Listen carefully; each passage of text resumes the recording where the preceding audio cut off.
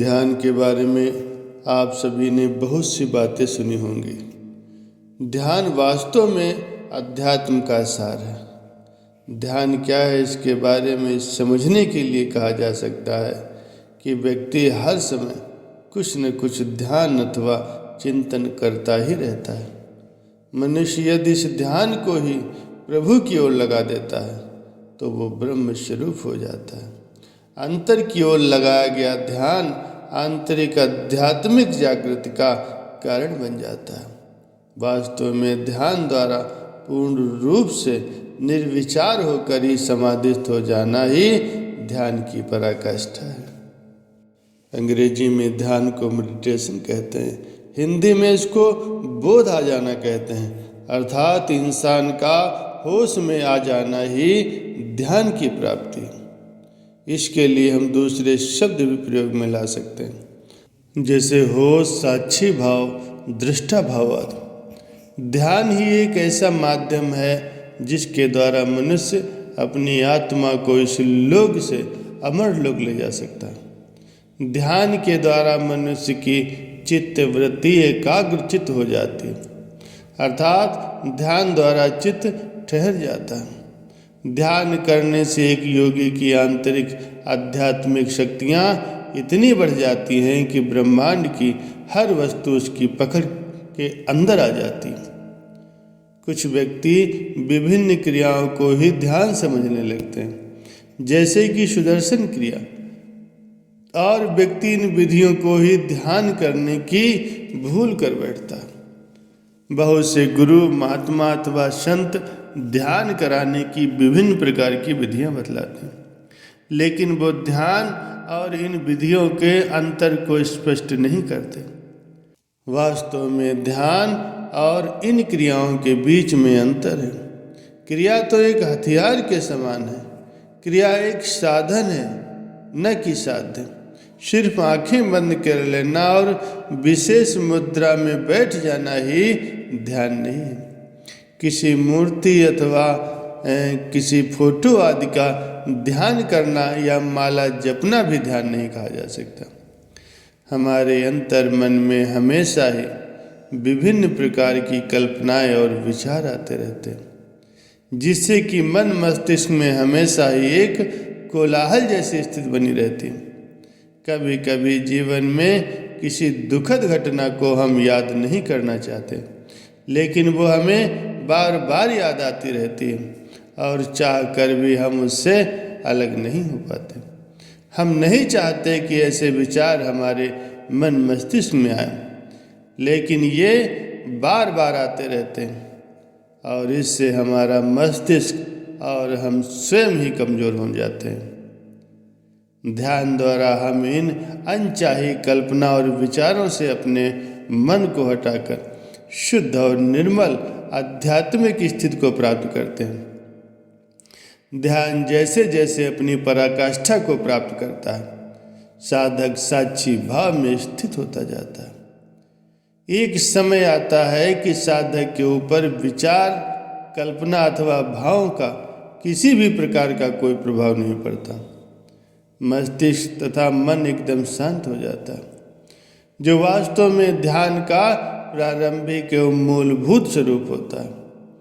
हमारे दैनिक जीवन में विभिन्न प्रकार के अतीत के सुख दुख के विचारों में खोए रहना, या विभिन्न कल्पनाओं में खोए रहना, या विभिन्न प्रकार की लोभ लालच वाली आकांक्षाओं में खोए रहना ध्यान प्रक्रिया के लिए बाधक सिद्ध होता।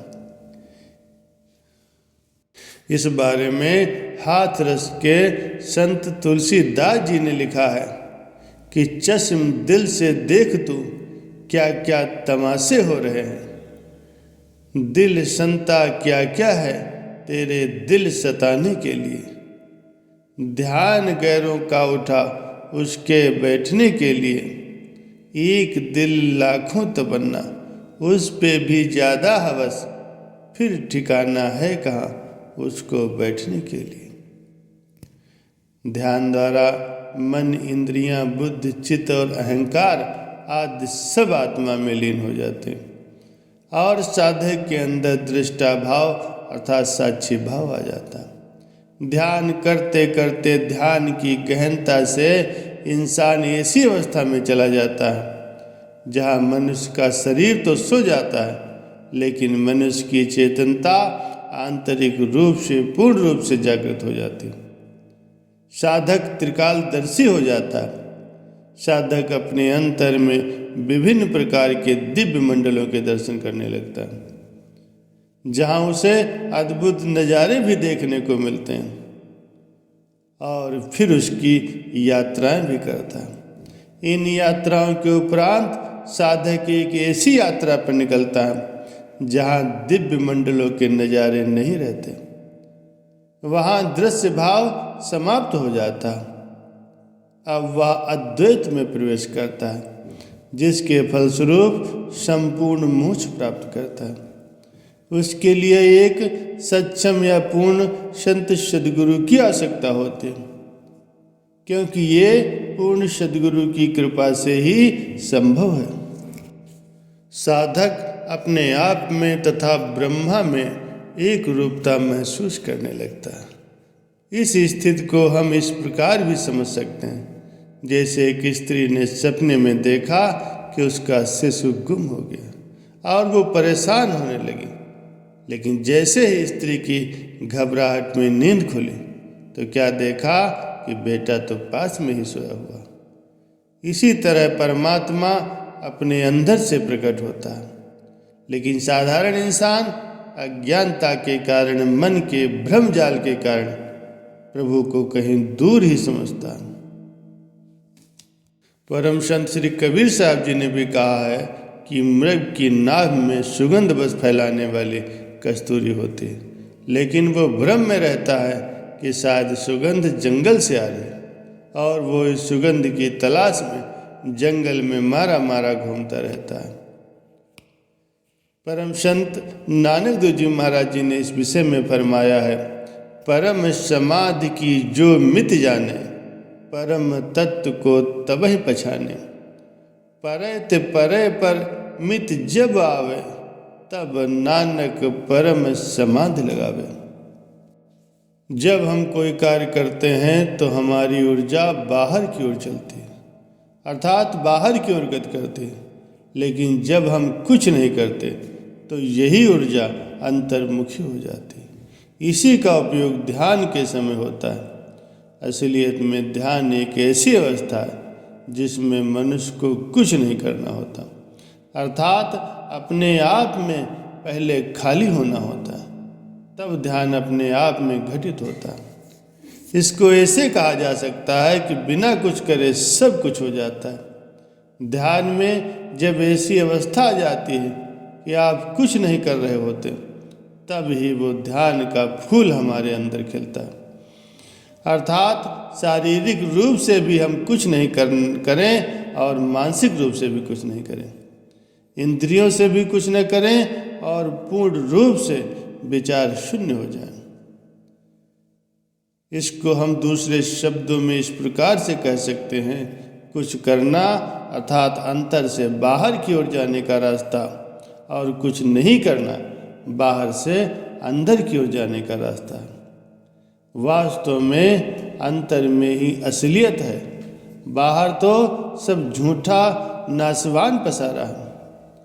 अंतर में जाना बहुत बड़े धैर्य का कार्य है, क्योंकि विचार और भाव धीरे धीरे सब गायब हो जाते हैं। ध्यान के शुरुआती अवस्था में प्रायः अंधकार ही नजर आता है, क्योंकि हम उस प्रकाश को देखने के अभ्यस्त नहीं हैं और हमारी एकाग्रता नहीं बनी होती, जो ध्यान के द्वारा धीरे धीरे आ जाती है। इसको हम एक उदाहरण के माध्यम से समझ सकते हैं। यदि आप बाहर धूप की रोशनी से आकर के कमरे के अंदर देखते हैं तो आपको कमरे के अंदर अंधेरा ही नजर आता है, लेकिन अगर आप वहाँ शांति से कुछ देर बैठ जाएं तो आपको वहाँ रखी वस्तुएं साफ साफ नजर आने लगती हैं। इसी प्रकार ध्यान में भी धैर्य की आवश्यकता होती है। ध्यान में आपके विचार और भाव इसी प्रकार से गायब होने लगते हैं, आप जैसे प्रकाश की ओर बढ़ने लगते हैं। ये गहराई में बहुत अधिक प्रतीक्षा करने वालों की स्थिति होती है। अपने आप को जानने के लिए बहुत धैर्य की आवश्यकता पड़ती है। धैर्य के साथ ध्यान करते करते आपको मध्यम मध्यम सा प्रकाश नजर आने लगता है। इस प्रकाश का आप अंदाजा लगा सकते हैं, उस प्रकाश से जो भोर के सूर्योदय से पहले आकाश में नजर आता है। ये वास्तव में सूरमाओं का कार्य है। ये बहुत बड़े साहस का कार्य है। यहाँ से शुरू कर साधक गुरु कृपा और मेहनत के द्वारा अधिक प्रकाश की ओर बढ़ने लगता है। साधक समाधिस्थ होने लगता है, उसका शरीर शून्य होने लगता है और वो शरीर से निकलकर अंतरीय मंडलों की यात्रा करने लगता है।